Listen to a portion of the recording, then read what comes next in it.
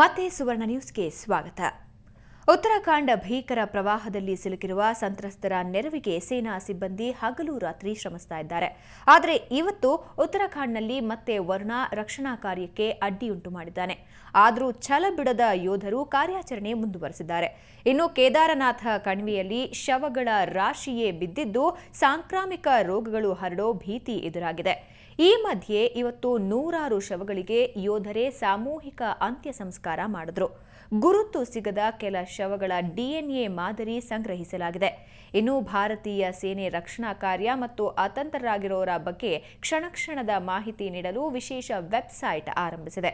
ಪ್ರತಿಕೂಲ ವಾತಾವರಣವಿದ್ರೂ ನಾಳೆಯೊಳಗೆ ಕಾರ್ಯಾಚರಣೆ ಪೂರ್ಣಗೊಳಿಸುವ ವಿಶ್ವಾಸವನ್ನೇ ಸೇನಾಧಿಕಾರಿಗಳು ವ್ಯಕ್ತಪಡಿಸಿದ್ದಾರೆ.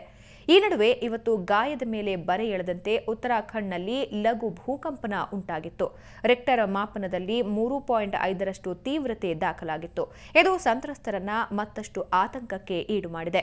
15 ದಿನಗಳ ಬಳಿಕ ಕೇದಾರನಾಥ್ನಲ್ಲಿ ತುಂಬಿರೋ ಕೆಸರನ್ನೆಲ್ಲ ತೆರವುಗೊಳಿಸಿ ಪೂಜೆ ಆರಂಭಿಸುವುದಾಗಿ ದೇವಾಲಯದ ಆಡಳಿತ ಮಂಡಳಿ ತಿಳಿಸಿದೆ.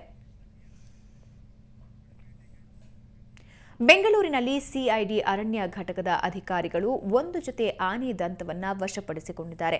ನಗರದ ಎಂಜಿ ರಸ್ತೆಯಲ್ಲಿ ಕೆಆರ್ಪುರಂ ಮೂಲದ ಇಬ್ಬರು ಆನೆ ದಂತ ಮಾರಾಟಕ್ಕೆ ಯತ್ನಿಸ್ತಾ ಇರೋ ಬಗ್ಗೆ ಪೊಲೀಸರು ಖಚಿತ ಮಾಹಿತಿ ಪಡ್ಕೊಂಡಿದ್ರು. ಈ ಹಿನ್ನೆಲೆಯಲ್ಲಿ ದಾಳಿ ನಡೆಸಿದ ಅರಣ್ಯ ಘಟಕದ ಅಧಿಕಾರಿಗಳು ಆನೆ ದಂತವನ್ನು ವಶಪಡಿಸಿಕೊಂಡಿದ್ದಾರೆ.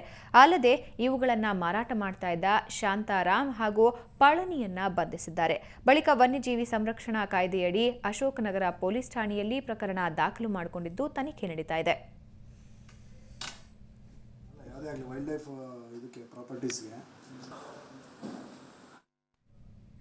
ಮಣಿಪಾಲ್ ಮೆಡಿಕಲ್ ವಿದ್ಯಾರ್ಥಿನಿ ಅತ್ಯಾಚಾರ ಪ್ರಕರಣ ರಾಜ್ಯದಾದ್ಯಂತ ತಲ್ಲಣ ಮೂಡಿಸಿತ್ತು. ಪ್ರಕರಣ ನಡೆದು ಬರೋಬ್ಬರಿ 1 ವಾರದ ಬಳಿಕ ಅತ್ಯಾಚಾರಿಗಳನ್ನು ಬಂಧಿಸುವಲ್ಲಿ ಉಡುಪಿ ಪೊಲೀಸರು ಯಶಸ್ವಿಯಾಗಿದ್ದಾರೆ.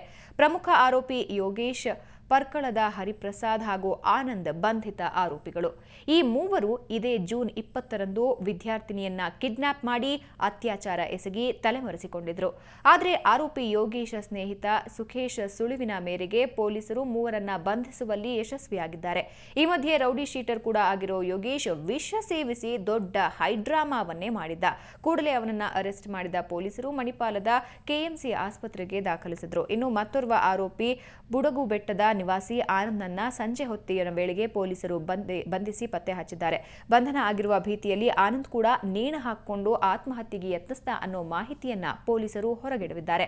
ಸದ್ಯ ಆನಂದ್ಗೂ ಕೆಎಂಸಿ ಆಸ್ಪತ್ರೆಯಲ್ಲಿ ಚಿಕಿತ್ಸೆ ನೀಡಲಾಗ್ತಾ ಇದೆ.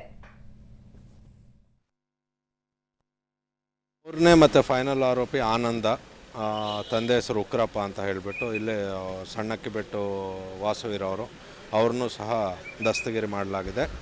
ಮತ್ತು ಪೊಲೀಸ್ ತಂಡಗಳು ಹಳ್ಳಿಗೆ ಹೋಗಿ ಅವ್ರನ್ನ ದಸ್ತಗಿರಿ ಮಾಡಲಿಕ್ಕೆ ಹೋದಾಗ, ಅವರು ಎಲ್ಲಿದ್ದಾರೆ ಅಂತ ತಿಳಿದುಕೊಂಡು ಹೋದಾಗ ಅವರು ಒಂದು ಸ್ವಲ್ಪ ಕಾಡು ಕಡೆ ಒಂದು ಹಗ್ಗ ತೆಗೆದುಕೊಂಡು ಓಡಿ ಹೋಗಿದ್ದಾರಂತ ಅಲ್ಲಿ ಹೇಳಿದಾಗ ನಮ್ಮವರು ಹಿಂದೆ ಬಿದ್ದರು.